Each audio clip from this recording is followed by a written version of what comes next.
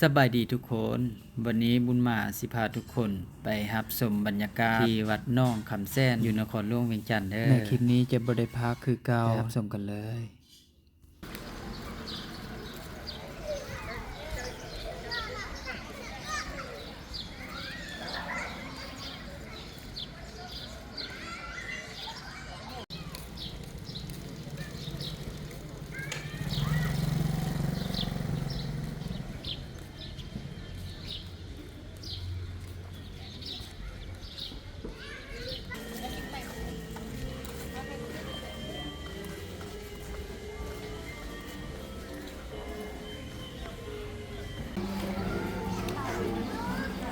นี่เอาเปลี่ยนบ่ห้างของมันคือ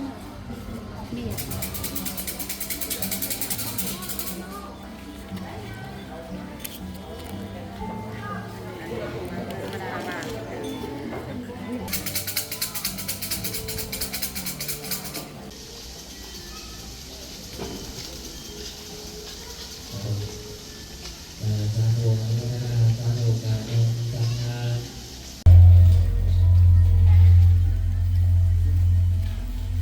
บนนาบันใจบริจาครวมสาสา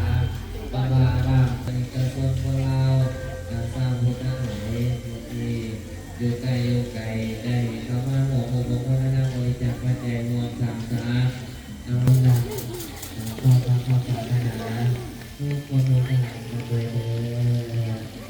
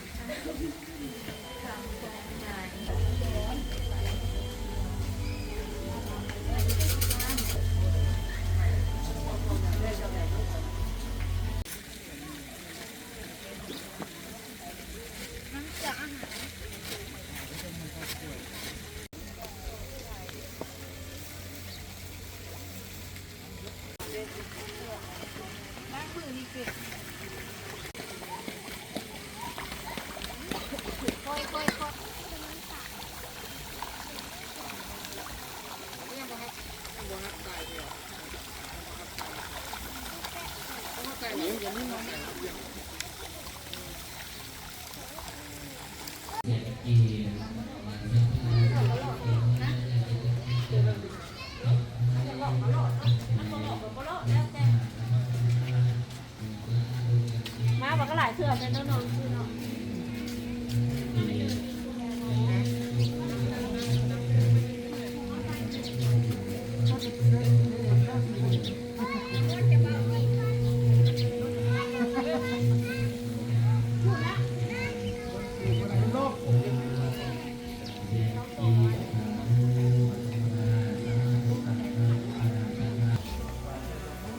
จะเอาซ้ำโลกแม่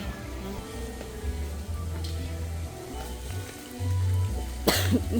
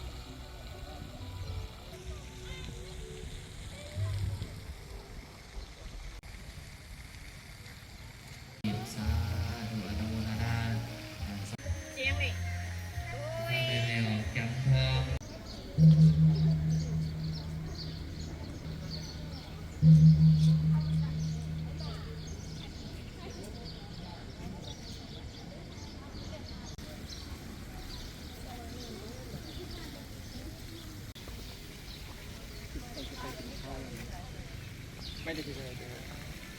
ไม่เป็นไรครับมันเขียนมันม้วนมันจริง